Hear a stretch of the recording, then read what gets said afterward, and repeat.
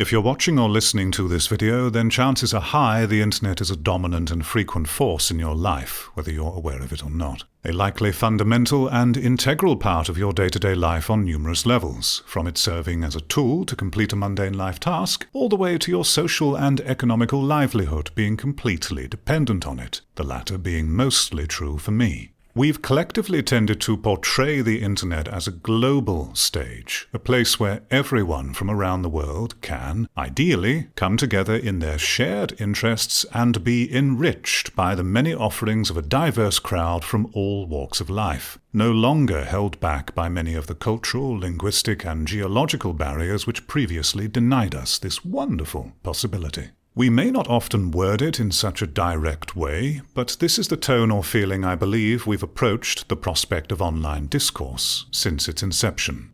I call complete BS on this, however, and feel the reality is far and away from that ideal. Having been an active observer of internet culture since its public proliferation, I do not personally ever see things playing out in this way in all but the most focused of subjects, which isn't all that surprising when we're honest about how humans genuinely behave as a social species.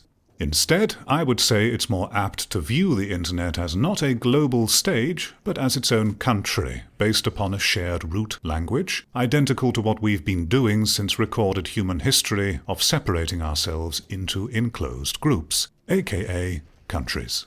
The internet behaves as a country would, with its own language, maturity, norms, culture, and subcultures, imparting a sense of identity to those involved with a prevailing set of social expectations, commonly arising in communal discourse no matter the subject at hand. And just like any dominant culture in one place, if you do not adhere to it, then you are outcast. Either through instinctive self-imposition, knowing that you won't fit in, or directly outcast by others when your tone of communication or behavior doesn't fall in line. This can be observed extremely commonly anywhere online that you find a gathering of people around a topic or product. And for gaming products in particular, the anonymous nature of these places lends themselves well to people who attach their own sense of identity to that product, creating a breeding ground for all kinds of pathological behaviors we'd typically see from addicts or the unhealthily obsessed. Traits which society has traditionally understood is a product of immaturity and/or signs of social maladaptiveness, and should be redirected so that it does not progress into divisive social extremes. But instead, these apparent global online groups are commonly constructed as havens, encouraging and rewarding these behaviors through gains of status, recognition, and exclusive access for those individuals, further intensifying the aggressive zealotry with which they conduct themselves, a feedback loop that denies a true global voice and descends into a form of totalitarianism, or at the very least, an echo chamber of perspectives. Whether you agree or disagree with my reasoning, the key problem as I see it is that we are not acknowledging the existence and implications of what is significant tribalistic or even cult-like habits forming at every turn in online discourse. All the while we continue, with a worrying severe lack of self-awareness and willful ignorance, perpetuating a false pretense of global diversity, inclusivity, and tolerance, where in fact there is little or none to be found on this apparent global stage. Should you desire to participate, the reality is your conduct either adheres quite rigidly to the popular or trendy consensus of the moment, or you are fast looked at with suspicion, hostility, made to feel unwelcome, or are eventually cast out in numerous ways.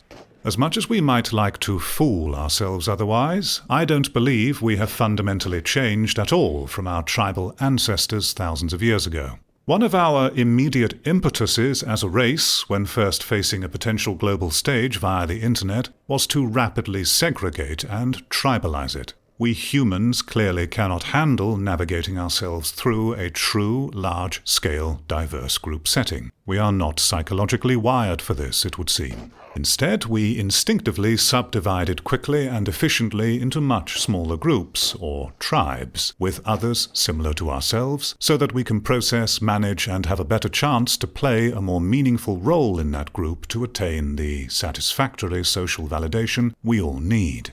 And we do all need it, unless you already consciously avoid doing so. If you think you're someone who does not desire that validation, then I invite you to pay attention to how often you reflexively scan the public comments of whatever topic is currently holding your attention online, especially if it's opinion or judgment-based. You may be surprised at how much you quietly crave that sense of social unity, even if you only ever observe and never comment. You still deeply desire to know how much others do or don't share in your perspective. The prolific use of the noun community to describe these groups further highlights the deeper intent at play. Considering the emotional connotation of various nouns describing a gathering of people, community is one that typically invokes a feeling of unity, closeness, familiarity, trust, safety, a shared way of living, and the bond this brings for everyone a part of it. Tribe also shares a comparable connotation, but is too deeply rooted with the idea of our ancestors dwelling in caves and mud huts, not appropriate for today. But the word also has attached negative implications of a group dynamic more psychologically or physically closed off, and potentially aggressive to those unlike them. Something most would not want to publicly imply, even if it were true in their behavior or intent. The same could be said of the noun cult, though that comes attached with even more undesirable connotations most would not want to associate with, even if they actively behaved like one, which I would argue much of social media does, especially those relating to gaming. If we simply swapped the word community for group, a more general, emotionally neutral expression of a collective gathering, the tonal subtext changes instantly. Come and join our community versus come and join our group.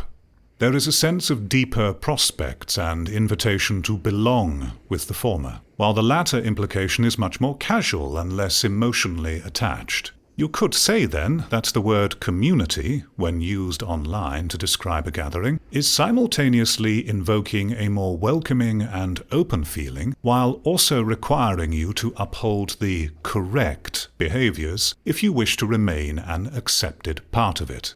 This is obviously not compatible with the ideal of a global forum.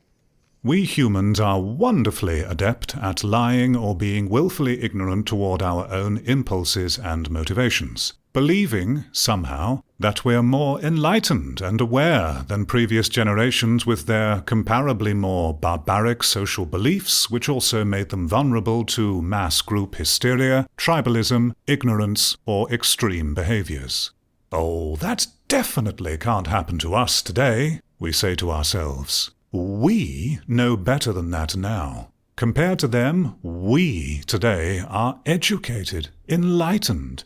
We know so much about everything with such certainty. We simply couldn't fall into the same traps as they did. Even though we're still just as prone to behaving exactly the same today when the conditions are met. Only we do it through different outlets and different ways available to us compared to our forebears. But the results are inevitably the same.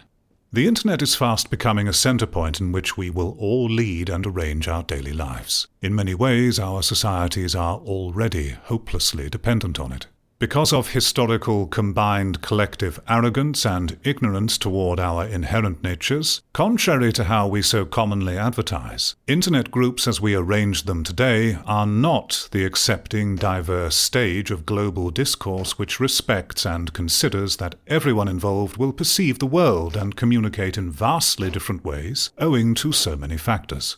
They are absolutely still beholden to all the same trappings of country, maturity, and dominant culture, and you will only be accepted if you shape yourself to match.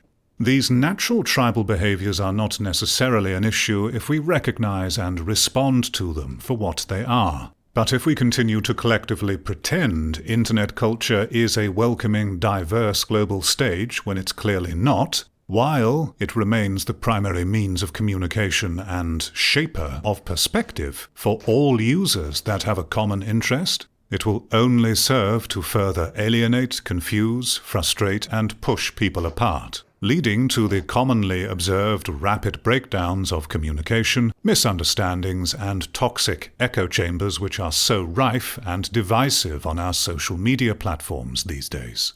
If you seek to gather feedback and inform your own opinion from these places, I believe it wise to look upon them with constant dubiousness, and greatly lessen the weight of influence they have on your perspective.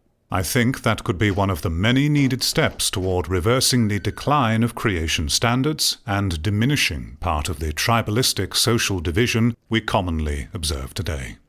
There is a huge amount of nuance underlying this topic which I haven't gone into. So many factors at play, such as how the algorithmic and website designs further encourage tribal divides and echo chambers and skews perspectives. Predatory game design trends that developers are complicit in, which stokes the fires of what I discussed. Indie developers are not exempt from this either. Publicity campaigns that exploit and weaponize the mental vulnerabilities and tribal nature of their users. How game developers making an online group for their game do not realize they inadvertently need to take on the role of wise parent too. The influence of content creators, hype culture, and no doubt many more I haven't even realized. But I don't want to go any further in today's video. Thanks for listening and take care.